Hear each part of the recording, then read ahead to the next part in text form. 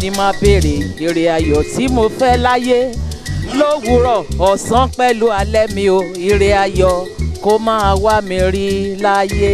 Ẹ máa wò kẹ́ máa fi ṣègbádùn Bisi Ológe show. Ètò ni ó dáa bàjẹ́ ó dáa gidigidi gan. Ẹ máa wò ẹ gbádùn ẹ̀ ó dá mi lójú guarantee ni.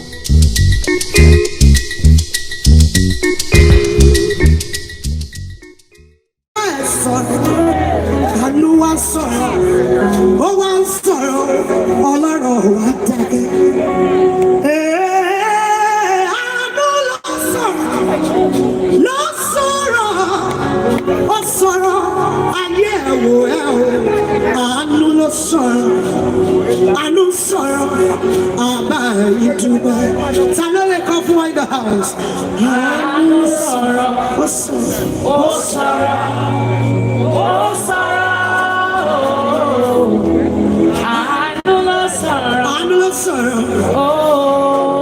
Ẹ bá mi dúpẹ́. Torí àìmọye ogun tá màlá kọjá. Ká tún fún orúkọ lórúkọ ẹ̀.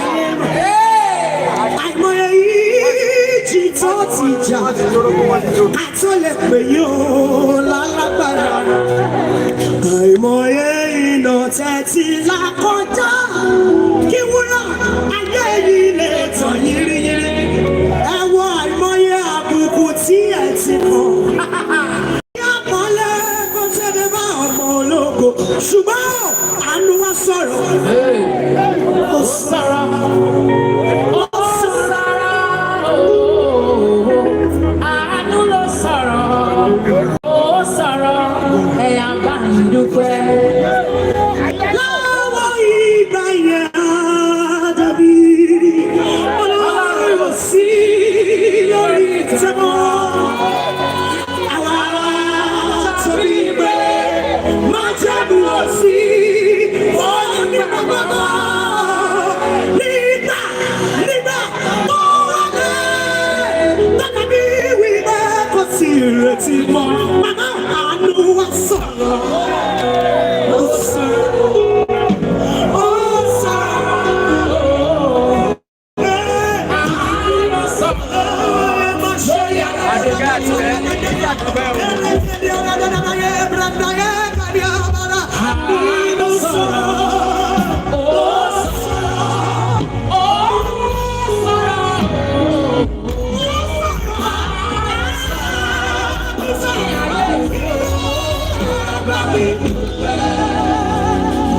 àánú ẹniwẹ́ nítorí ògo ni. Àmì nítorí ògo ni. Ohun tójú ẹ̀ tó bá torí ẹ̀ o. Nítorí ògo ni. Náà ó sunkún tẹ́nìkan ò sórí. Ó jìyà tẹ́nìkan ò jẹ́rí. Ó tẹ̀ ti gba àwọn àwẹ̀ kan tẹ́nìkan ò gbà rí.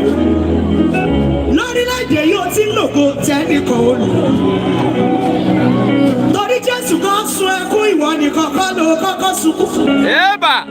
Jésù kan gbà ọ̀rẹ́ ìwọ kọ́kọ́ kó ló gbà ọ̀rẹ́. Ọgọ́ ni tuntun. Àdá Jésù ìwọ kọ́ ni wọ́n kọ́kọ́ dà. Torí náà ni Jésù ṣe ń jorúkọ tẹ́nìkan ò lè jẹ́. Lọ́pẹ́ ò àánú sọ̀rọ̀.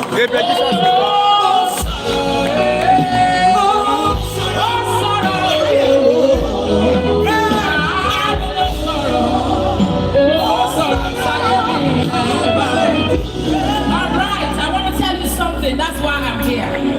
I said, I called her, come up here. Because, you don't transfer power. You don't transfer power.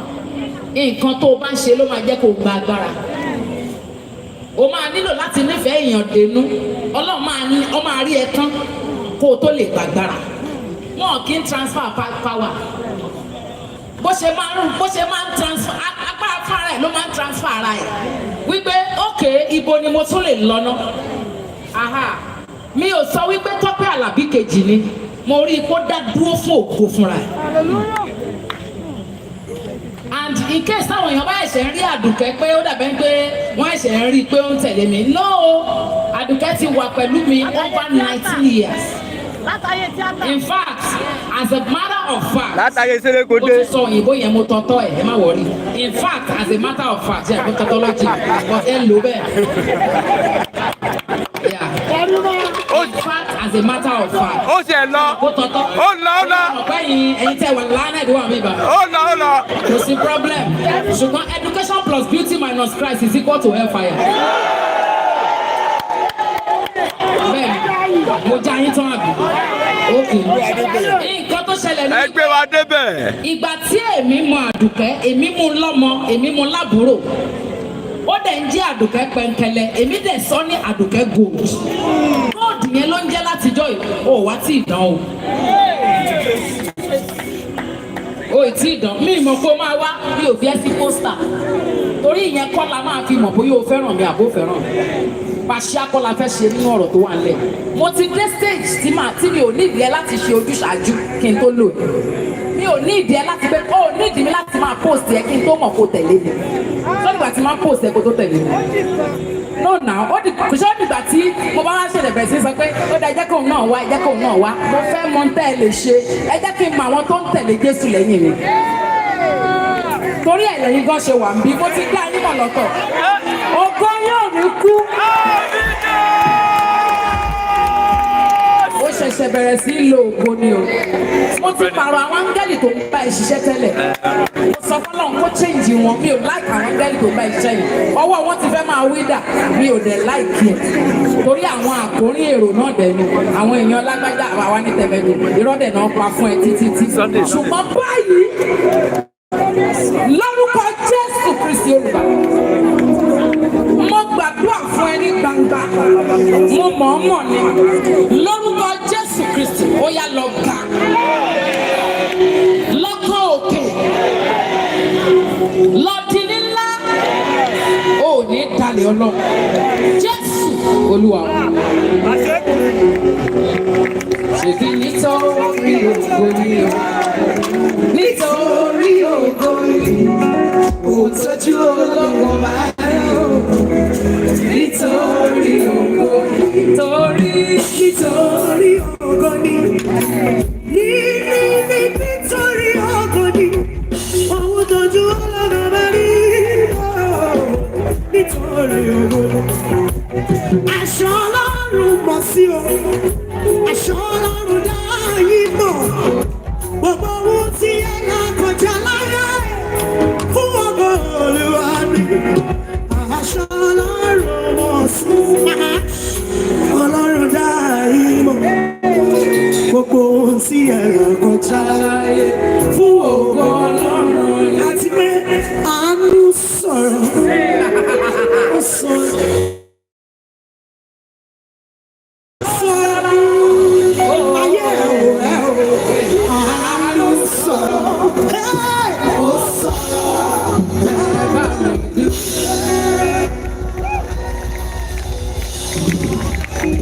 Can we put hands together for Jesus for the life of Aduke Gold, formerly known as Aduke Kwekele, and the name Gold. Can we celebrate Jesus while we're getting ready to bring up the bride? Thanks for watching this video. Please don't forget to click on subscribe button. Kindly comment and share.